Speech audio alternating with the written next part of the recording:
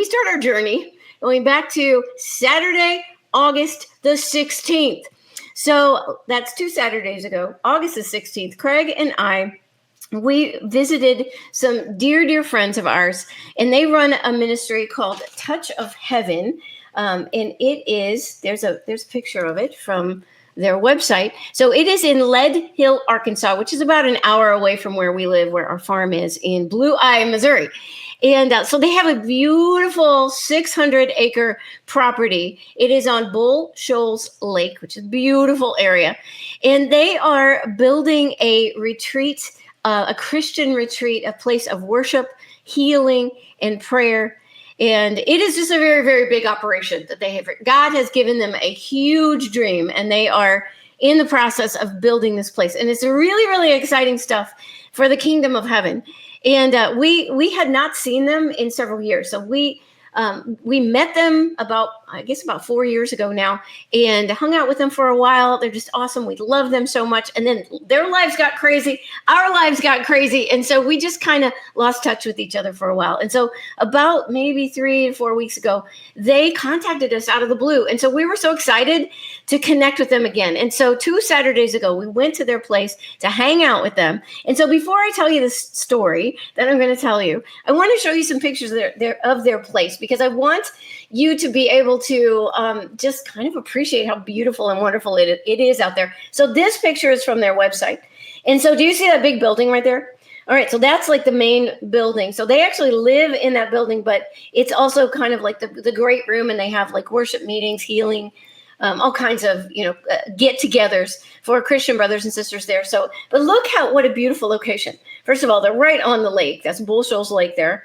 And then they are just in the middle of this pristine wilderness. It is just so gorgeous. Okay, I'm going to show you a bunch of pictures that Craig took when we went out there 2 weeks ago. All right, so this is from the back of that building that you saw in the last picture. So it is an old hunting lodge from about the 1920s. And so they have bought this, and they are restoring it, refurbishing it, and just renewing it and turning it into this just beautiful, glorious place. And so that's kind of from behind it. And you can see the water in the front, but I'm going to show you a bunch more pictures. This is from the other side of the building. They've got this big patio area, and then you can see how close they are to the water right there. And then this is from on the patio looking out. So look how gorgeous this is. It's just the most magical location. That's looking the other direction. And they actually own all this land. So they have 600 acres there. So it is just going to be this phenomenal place where Christians are going to be able to go and just get alone and spend time with the Lord. And I'm so excited about their vision there. There's a pool. It's a really neat place. This is from inside the great room looking out. So I'm going to show you some pictures from the inside. So this is the great room. And so you can kind of get an idea of what this was like as a hunting lodge. Look at that floor. It's just amazing. Big, huge fireplace. And so they do live in the building, but they've got this room is set up also for meetings. And then here is looking out that back door. And then that's actually me. You can see me there. And that is the two of them. We were fixing lunch the day that we were there in the kitchen area there. And Craig took this picture. All right. So I just wanted you to be able to share this amazing place with you all, because it's just magical. It's heavenly. And the name of the place is Touch of Heaven, which is the perfect name. All right. So I have to tell you this amazing story. So the day that Craig and I visited them, we experienced this whole series of crazy, crazy signs from God that I want to tell you about.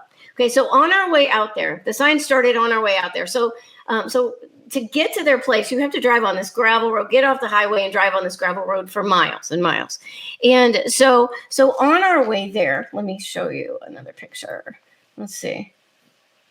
So there's a picture of one of the roads on their property. So right after we entered the gate onto their property, so we'd already been driving, out in the wilderness, and then went through their gate, and immediately we see 2 deer. We see a doe and her little fawn. Now that is not actually them. We did not take a picture of them. Unfortunately, I did find this picture on the internet, but But yeah, that's what we saw right after we entered the property. So it was a doe and her little fawn, and they were standing right next to this gravel road. And we drove right back by them. They're standing there, just sitting there staring at us. And so we stopped the car. We rolled the window down. They just stand there staring at us. They did not run away. We know God. We are suspecting very strongly that this is a sign. God is giving us a sign. So if you follow my channel, I talk about this a lot. God uses animals to give me signs often. And in particular, he likes to give me deer signs. So if you follow my channel, you've probably heard some of my deer stories, because anytime I see deer out in the wild like this, especially if they are just standing right next to the road staring at me and they don't run off, that is almost always a sign from God of some sort. So we knew God is maybe talking to us here, but we don't know what he's saying yet. So we're just kind of got our eyes open. Okay, so we drive a little bit further down, and we're not even 20 feet down the road when we see two more deer. These two were does, and they were standing again right next to the road, just staring at us. Okay, so we're like, okay, we're pretty sure these are signs from God now. And so we, again, rolled the window down, looked at them. They didn't run away. Yes, these are signs from God. And so I want you to notice something. So we started off, we saw 2 deer. Then we saw 2 more deer. So it was double. Okay, remember that. That is going to be important very soon. All right. So yeah, God uses deer all the time to tell me that's just our thing. That's what God uses to give me signs. And so if you're interested, I'm not going to tell you any of my big deer stories today, but I talk about them a lot. If you're interested in some of my amazing deer stories, I did a podcast about this back in the last week of June. And so if you want to see some of the big, amazing messages God has given me using deer, you can go back and look at that. But back to my story. Okay, so right after that, so we go off down the road. Now we've seen 2 deer and then 2 deer. Okay, then we look to the other side of the road, and there is a scissor-tail flycatcher, which looks like that, sitting on the fence right next to the road. Now, if you follow my channel, you may remember me telling you some stories about scissor-tail flycatchers. In fact, if you want to see a video about that, that's also from that same podcast at the last week in June. So anyway, I tell an amazing story. So I'm not going to tell you the whole story, but for the newcomers, I do want to tell you just a little bit about my relationship with scissor-tail flycatchers, because it's pretty amazing.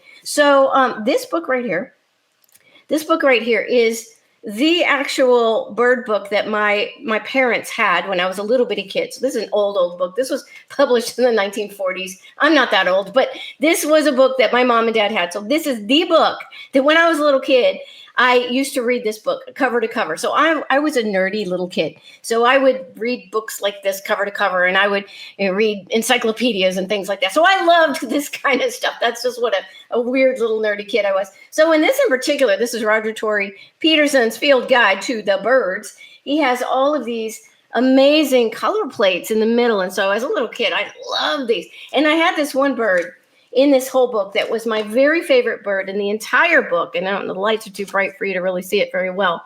But can you see that? Let's see. Yeah, there you go. I think you can kind of see that. Okay, so that bird right in the middle, right there, that's a scissor-tail flycatcher. Okay, so when I was a little kid, this was my favorite bird in the entire book of all these hundreds and hundreds of birds. So, but the problem was I never lived in a place where I could ever see a scissor-tail flycatcher in person. Never in my life had I ever seen this. But so this goes all the way back to my childhood. These had always been my favorite birds, but I had never seen one. I'm in my 50s now, and I had never seen one in person until we moved here. When they are southwestern birds, okay, and we've always lived kind of in the eastern side of the states. And so when we moved here, we're in southwestern Missouri. I did not realize when we moved here, but we are in the very northern northeastern corner of the territory of the scissor-tail flycatchers. And so there's an actual photo of one. So these are tiny little birds. They're like the size of finches, but they've got these long, amazing tails. And they're just so amazing. So I'm not going to tell you the whole story. You can go back and watch that podcast back from June if you want to hear it. But when I first moved here, I was going through some things, And the very first week we moved here, we were driving down the road and we happened to see one of these birds sitting on a fence right next to the road. I couldn't believe it. I immediately knew what it was. And God used that to give me a huge confirmation and a message for something I was really struggling with at the time. So it was just the biggest sign. I mean, this sign went all the way back to when I was a little kid.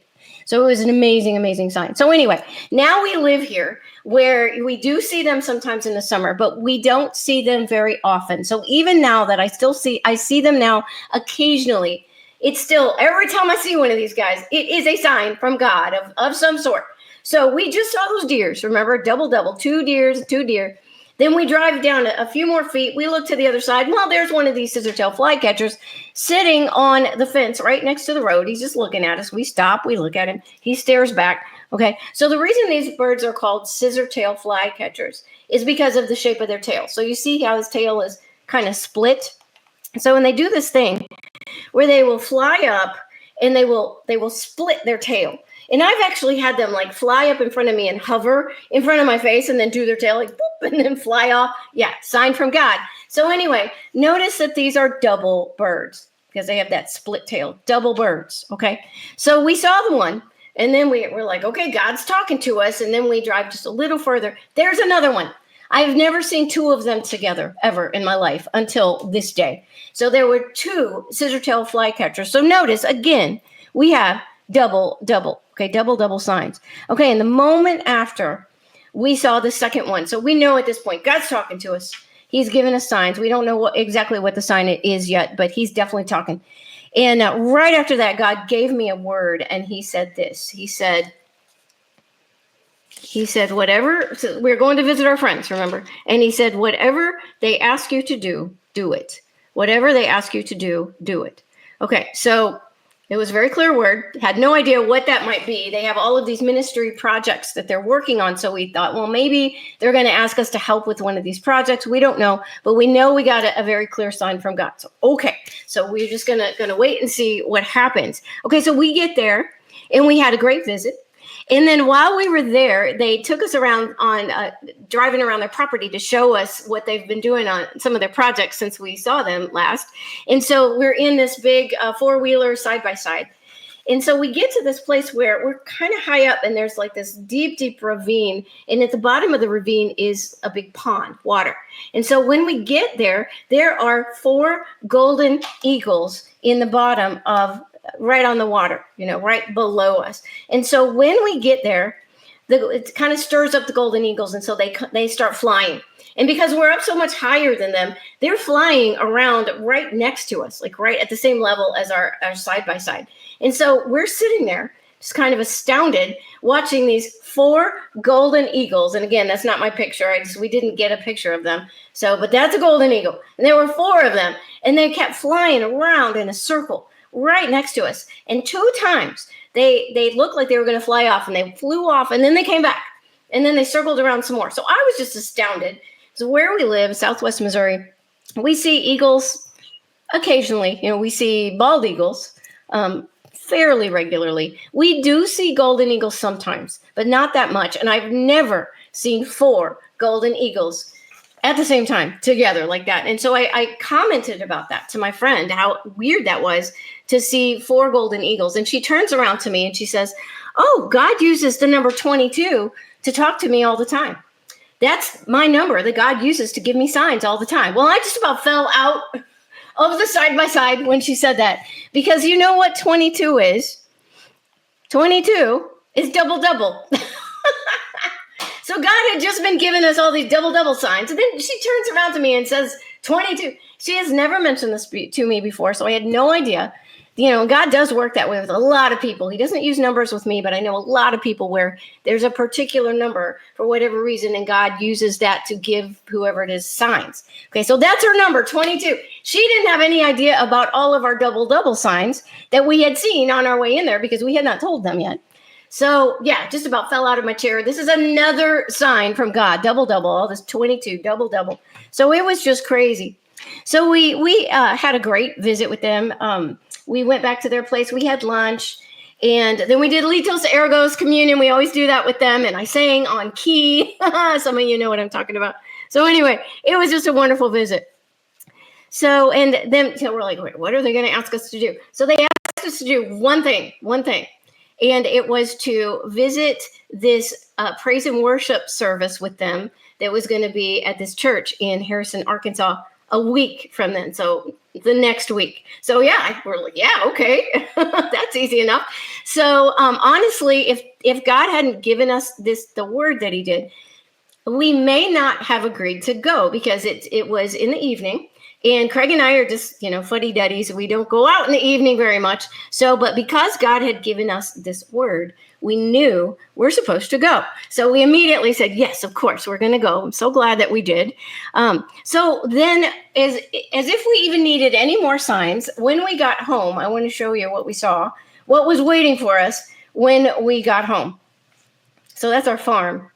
And we saw this beautiful rainbow. Now, you can't see it very well in this picture, but it actually was a double rainbow. And we see rainbows a lot because where we live, there's water everywhere. But it's very rare to see a full double rainbow. So look at this. So this is a pano of our farm in the front of our house. So you can see our house over there. There's my dog. There's the rainbow. And then there's our front. We got these big pear trees in our front yard. And then over in the very far end, you can see our big barn. So anyway, I give you an idea of our farm. So yeah, see the rainbow, the full rainbow. It ended in the field across the street from us, which is very unusual. So wow, it was a day of signs. It was just amazing. Sign after sign after sign after sign. So, wow, thank you, Jesus. But there's more. There's more signs. All right, so I am reading this book. This is by Candace Smithyman. Does anybody know? Are you guys familiar with Candace Smithyman? You may have heard of her. So she's prophetic Christian woman.